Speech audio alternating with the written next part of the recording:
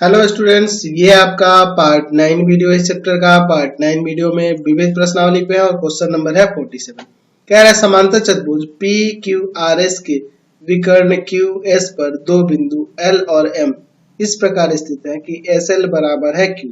चलिए देखिए यहाँ पे पी क्यू आर एस एक समांतर चतुर्भुज है जिसके विकर्ण QS पर हम लोग देख रहे हैं दो बिंदु L और M इस प्रकार स्थित है कि यहाँ कह रहा है कि SL जो है ना यह QM के बराबर है। तो सिद्ध करें कि PLRM एक समांतर चतुर्भुज है। PLRM यह एक समांतर चतुर्भुज है। फिर उसके बाद ये और भी दो तीन चीजें यहाँ पे प्रमाणित करनी है। तो पहले मैं इसे करना है तो पहले लिख लेता हूँ क्या दिया है और क्या सिद्ध करना है। दिया है PQRS एक समांतर चतुर्भुज है। समांतर चतुर्भुज है, एक समांतर चतुर्भुज है। ठीक है, PQRS क्या है आपका? एक समांतर चतुर्भुज है। अच्छा, और विकर्ण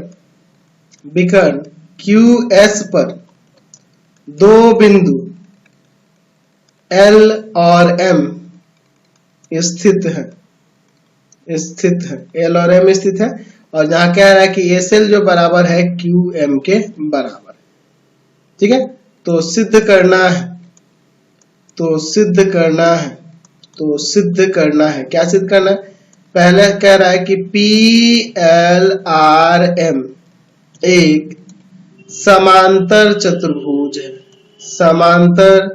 चतुर्भुज है, यह हमें दिखाना है। अच्छा, पहला समांतर चतुर्भुज है। दूसरा क्या कह रहा है कि त्रिभुज PLS सर्वांगसम है त्रिभुज RMQ के। तीसरा देखिए क्या कह रहा है कि PL बराबर है RM के।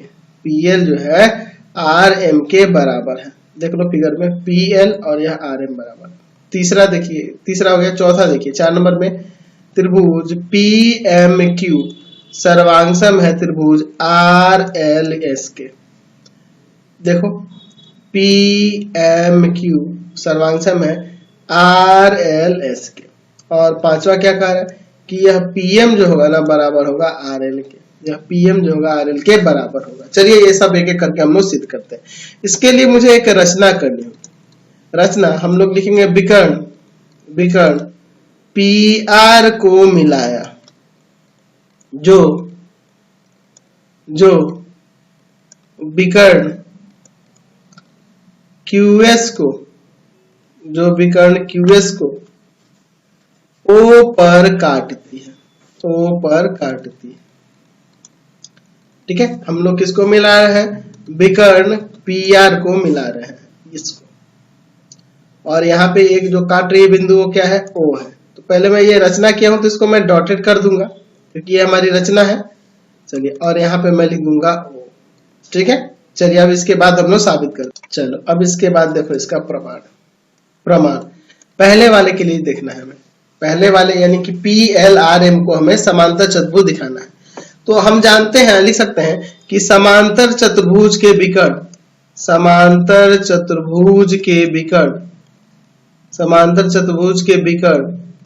एक दूसरे को समद्विभाजित करते हैं। दो बराबर भाग में बांटते हैं ना जी, समद्विभाजित करते हैं। ये हम लोग जानते हैं, समद्विभाजित करते हैं। चलिए इतना तो हमें पता है ना जी, समद्विभाजित करते हैं। तो यहां से हो जाएगा आपका OS बराबर में OQ। OS OQ के बराबर हो जाएगा। और दूसरा OR बराबर में OP भी हो जाएगा। OR OP के बराबर हो जाएगा। OR बराबर में OP हो जाएगा, यह इसके बराबर हो जाएगा ना। अच्छा, हमारे पास दिया है SL बराबर में QM, यह दिया हुआ है। मैं क्या करता हूं, इसमें से इसको घटा देता हूं। यहाँ घटाने पर चलिए घटाते हैं, ध्यान से देखो। OS में से SL घटेगा तो OS ये पूरा है और SL घट जाएगा तो OL आ जाएगा। और यहां से देखो OQ में से QM घट जाएगा तो OM आ जाएगा।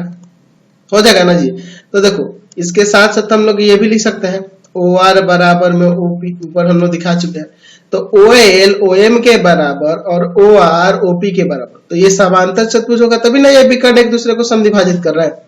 इसलिए PL R एम एक समांतर चतुर्भुज है, समांतर चतुर्भुज है। ये हमने साबित करके दिखा दिया।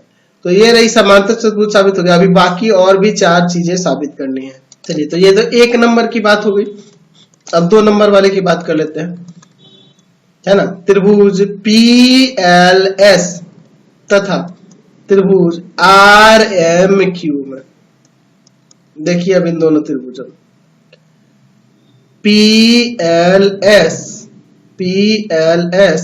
और RMQ इन दोनों में, तो मैं देखो यह कोण इस कोण के बराबर दिखा सकता हूं, यह भुजा इस भुजा के बराबर होगी, यह भुजा इस भुजा के बराबर होगी। ये क्यों? क्योंकि PLRM भी आपका समांतर चतुर्भुज हो गया है। तो यह दोनों भुजाएं बराबर हो गई और यह वाला कोण बराबर हो रहा है। तो अरे यह भुजा भी ले सकते हैं, ये कोण ना लेकर हम यह भुजा भी ले सकते हैं। यह भुजा के बराबर हो जाएगी। तो चलिए देखते हैं इसमें क्या क्या हो जाएगा। तो अगर मैं इस PLM की बात करूं तो यहाँ PS लेता हूं, PS, तो इसमें हो जाएगा RQ। यह PS जो होगा RQ के बराबर हो जाएगा ना जी, क्योंकि PQRS एक समांतर चतुर्भुज है पैरेललोग्राम में। तो समांतर चतुर्भुज की आमने सामने की भुजाएं बराबर होती है, सम्मुख भुजाएं बराबर होती है। उसी तरह से ये PLRM भी एक समांतर चतुर्भुज है। तो यहां से PL बराबर में RM हो जाएगा, PL बराबर में RM हो जाएगा, है ना। क्यों? क्योंकि आपका PLRM एक समांतर चतुर्भुज है, तो आमने सामने की भुजाएं बराबर हो जाएगी, समांतर चतुर्भुज है। अच्छा देखो ना, हम लोग ये भी कर सकते थे, ऊपर यहाँ पे जब ये समांतर चतुर्भुज हो रहा है तो 2 को और चीज साबित हो जाएगा। जो 2 नंबर में था PL बराबर में RM हम लोग दिखा देंगे, और दूसरा और एक और था 5 नंबर ना, 5 नंबर PM बराबर में RL भी लिख सकते हैं, PM बराबर में RL भी लिख सकते हैं, क्योंकि ये एक समांतर चतुर्भुज हुआ। तो समांतर चतुर्भुज के आमने सामने की भुजाएं बराबर हो गई ना, समांतर चतुर्भुज होने के कारण ये दोनों हो गया। तो ये दोनों यहीं पे साबित हो गया। ठीक है, तो लिखने की जरूरत नहीं है दोबारा से अब लास्ट में। चलिए, हमें बस और 2 सर्वांगसम कर देने हैं कि ये, और एक और जो सर्वांगसम करना है इन दोनों त्रिभुजों को, उसको हम लोग कर देंगे। अच्छा, और तीसरा चीज इसमें हो जाएगा SL जो है QM के बराबर है, यह दिया है। तो यहां से त्रिभुज PLS सर्वांगसम हो जाएगा त्रिभुज RMQ के, जैसे साइड सर्वांग समता। चलिए, सर्वांगसम हो गया। अब देखिए, इसके बाद हमें 4 नंबर एक और साबित करना है। ये 2 नंबर और 5 नंबर तो हो गया, सिर्फ 4 नंबर। त्रिभुज PMQ तथा त्रिभुज RLS में, PMQ और RLS में, इन दोनों में भी बहुत सिंपल है। यह जो है इसके बराबर हो जाएगा, सेम इसी तरह से हो जाएगा। यहां पे हो जाएगा आपका PQ बराबर में RS, PQ जो होगा RS के बराबर हो जाएगा, क्योंकि PQRS एक पैरेललोग्राम है, समांतर चतुर्भुज, इसलिए। दूसरा चीज PM बराबर में RL हो जाएगा। क्यों? क्योंकि PLRM एक समांतर चतुर्भुज है। और तीसरा जो हो जाएगा QM बराबर में SL हो जाएगा, यह दिया हुआ है। तो त्रिभुज सर्वांगसम हो जाएगा ना, त्रिभुज PMQ सर्वांगसम हो जाएगा त्रिभुज RLS के। साइड सर्वांगसमता से समता। हमने 5 चीजें सर्वांगसम करके दिखा दी। चलते हैं अगले क्वेश्चन पे। चलिए, अगला क्वेश्चन देखिए, बगल में ये दिया है 48 नंबर क्वेश्चन। PQR एक त्रिभुज है जिसका कोण R समकोण है। कोण R समकोण मैं ले लेता हूं, ठीक है। ये आपका R हो जाएगा, ठीक है। और यहां पे मैं P ले लूं और यहां पे मैं Q ले लेता हूं, ठीक है। PQR, R समकोण है, R 90 डिग्री का है। आगे फिर क्वेश्चन में आया कर्ण PQ का मध्य बिंदु M से होकर QR के समांतर खींची गई रेखा, QR के समांतर, QR ये रहा, इसके समांतर खींची गई रेखा पी आर को एन पर प्रतिच्छेद करती है, पी आर को एन पर प्रतिच्छेद करती है, यानी कि यहां से जो खींची जा रही है एम बिंदु से होकर जो जा रही है यहाँ पर एन पर प्रतिच्छेद करती है, पी आर को एन पर प्रतिच्छेद करती है। ठीक है, ये इसके समांतर दिया है। तो दिखाइए कि पीएन जो होगा एनआर के बराबर होगा। कहाँ गया पीएन? पीएन और यह एनआर आपस में बराबर होगा, ये हमें दिखाना है। फिर उसके बाद एमएन जो है, एमएन यह लंब है पीआर पर, यह भी दिखाना है। और यहाँ ये भी दिखाना है कि आर एम किधर गया? आर एम और बराबर में होगा एम पी बराबर 1/2 पी क्यू, 1/2 पी क्यू। चलिए इसको देखा जाएगा, है ना। पहले इसको साबित करते हैं क्या दिया हुआ है और क्या सिद्ध करना है, इसको पहले लिख लेते हैं, उसके बाद देखेंगे। त्रिभुज पी क्यू आर में एंगल आर बराबर 90 डिग्री हो जाएगा। ठीक है, और क्या दिया है कि एम पी क्यू का मध्य बिंदु है, पी क्यू का मध्य बिंदु है, पी क्यू का मध्य बिंदु है। ठीक है, अच्छा, और उसके बाद क्या कह रहा है, और यह एन जो है इस पर, ये एम एन जो है ना, एम एन यह समांतर दिया है क्यू आर के। कह रहा ना कि कर्ण पी क्यू के मध्य बिंदु एम से होकर क्यू आर के समांतर रेखा खींची जा रही है, एम एन। चलिए, जो आर एन जो है यहाँ पे पी आर पे प्रतिच्छेद करता है, तो सिद्ध करना है, तो सिद्ध करना है। पहला दिया है कि Pn बराबर में है NR। दूसरा साबित करना है कि Mn जो है ना, Mn PR पर लंब है, यह Mn जो है PR पर लंब है। और तीसरा जो दिखाना है वह Rm, बाद में इसको मिलाएंगे, मैं Rm बाद में मिलाया जाएगा, Rm बराबर में MP बराबर में 1/2 PQ। ठीक है, चलिए अब मैं इसका प्रमाण देखता हूं। यहाँ पे आपके पास दिया है कि M जो है ना, M PQ का मध्य बिंदु है, M जो है PQ का मध्य बिंदु है, और तथा Mn समांतर है QR के। ठीक है, ये दिया हुआ है, इसलिए n जो होगा, n PR का मध्य बिंदु होगा, हम लोग प्रमेय पढ़े हैं ना जी, मध्य बिंदु होगा किससे? तो माध्यमान जो प्रमेय था उसके प्रतिलोम से। ठीक है, यहाँ पे लिख सकते हैं मध्य बिंदु प्रमेय के प्रतिलोम से, मध्य बिंदु प्रमेय के प्रतिलोम से। ठीक है, समझ रहे ना बात को? दो भुजाओं को, एक भुजा के मध्य बिंदु से एक खींची जाने वाली रेखा जो किसी एक भुजा के समांतर हो, तो वह तीसरी भुजा को मध्य बिंदु पर संधिभाजित करती है, यानी कि ये n जो होगा इन दोनों का मध्य बिंदु हो जाएगा। यानी यहां से हमारा पहला सिद्ध हो जाएगा कि Pn जो होगा ना, Pn बराबर हो जाएगा NP के, NR के, सॉरी, Pn जो होगा NR के बराबर हो जाएगा, ये दोनों आपस में बराबर। तो ये तो बराबर हो गया। अब इसके बाद यहाँ लंब दिखाना है कि यह Mn जो है ना इस पर लंब है। अच्छा देखो, यह इसके समांतर है, तो जो कोण यहाँ बनेगा वही कोण यहाँ भी बनेगा, होगा ना जी। यहाँ लिख सकते हैं ना, तो यहाँ लिख देते हैं कि एंगल MNP बराबर में एंगल QRP बराबर में 90। संगत कोण के युग्म है ना, तो आपस में बराबर होंगे, क्योंकि ये समांतर है, तो ये तिर्यक रेखा होगी, ये संगत कोण आपस में बराबर हो जाएंगे। तो जब ये कोण इस कोण के बराबर हो गया, यानी ये भी 90 हो गया, तो 90 होने का तात्पर्य है कि इसलिए यहाँ कह सकते हैं, दूसरे नंबर के लिए बात हो गई, Mn जो है ना, Mn लंब है इस पे PR पर, Mn जो है लंब है PR पर।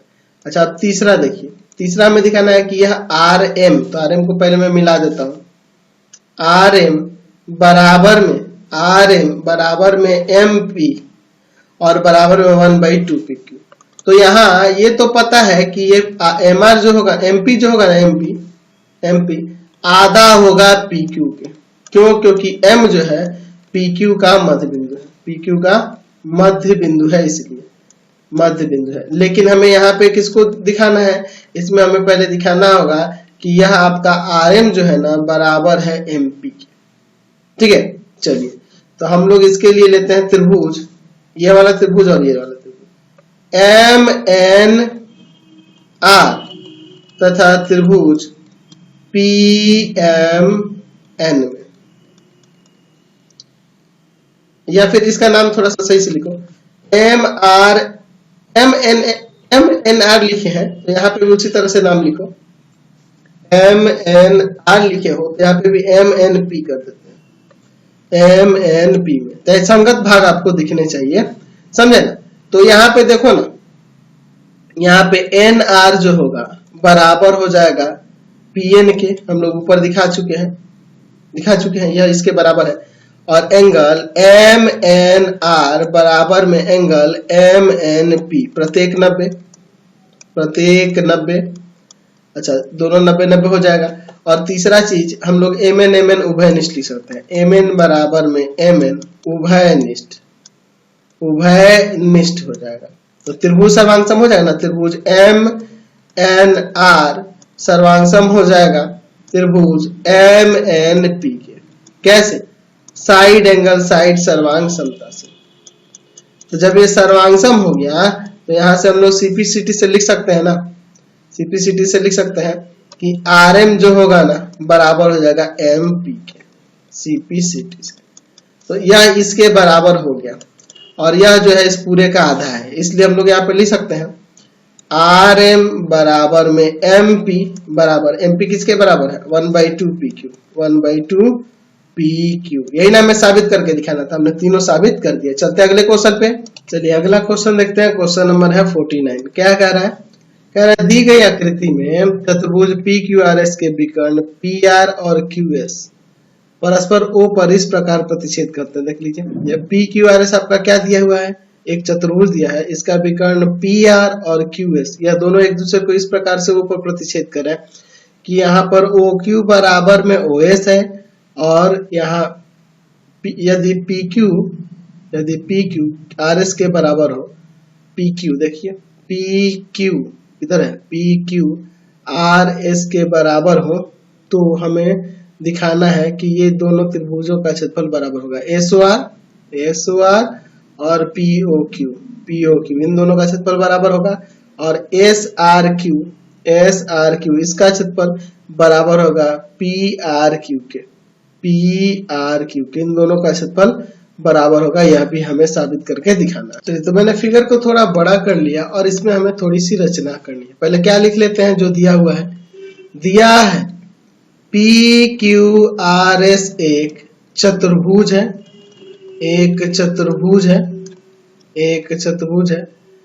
अच्छा पी आर और क्यू एस एक दूसरे को ओ पर प्रतिच्छेद करते हैं, विकर्ण पी आर और क्यू एस एक दूसरे को ओ पर काटते हैं, ये हमारे पास दिया है।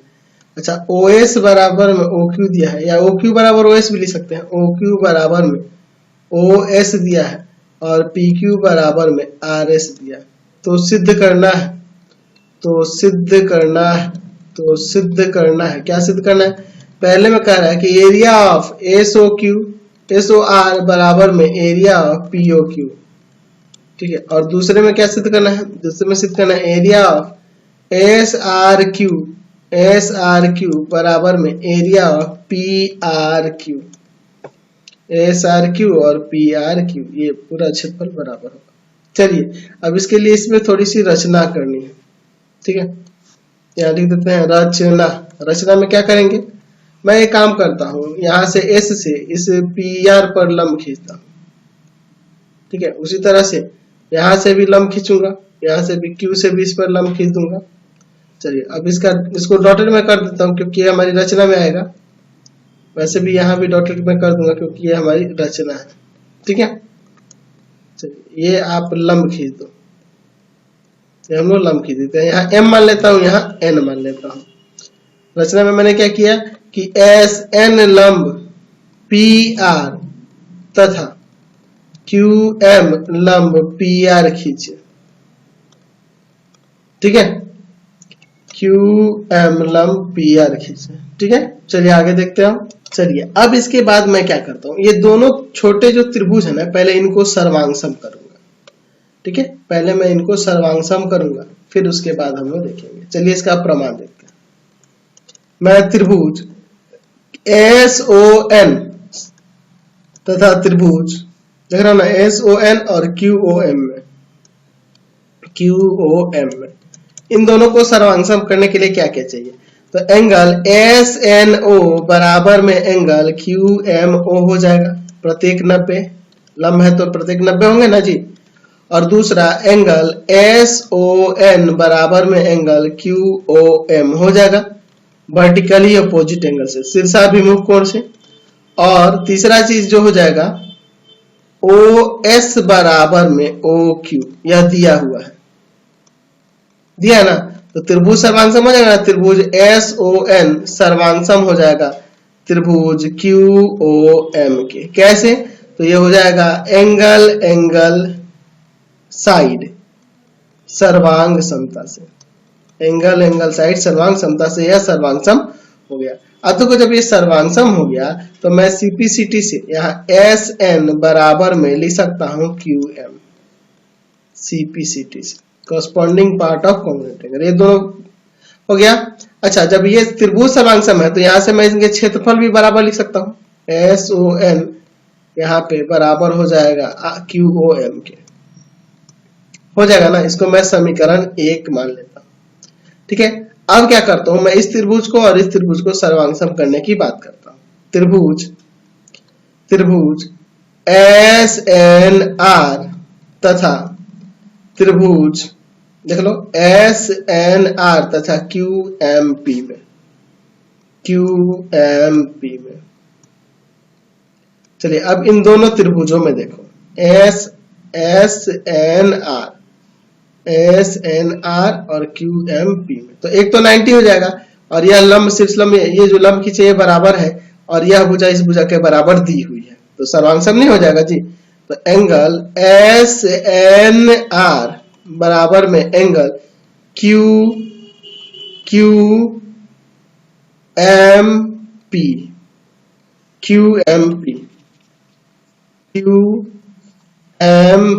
प्रत्येक 90, लंब है तो प्रत्येक 90 हो जाएगा ना जी।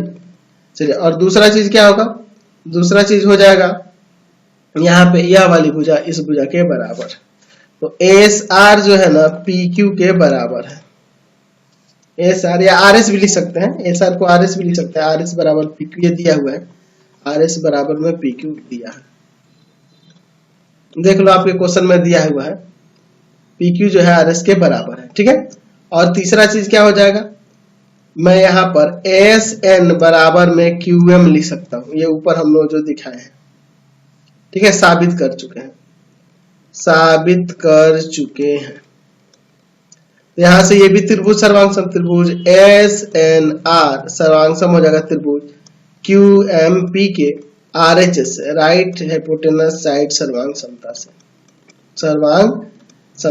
जब ये सर्वांगसम हो गया तो इसका क्षेत्रफल बराबर हो जाएगा area of S N R बराबर में area of triangle Q M P.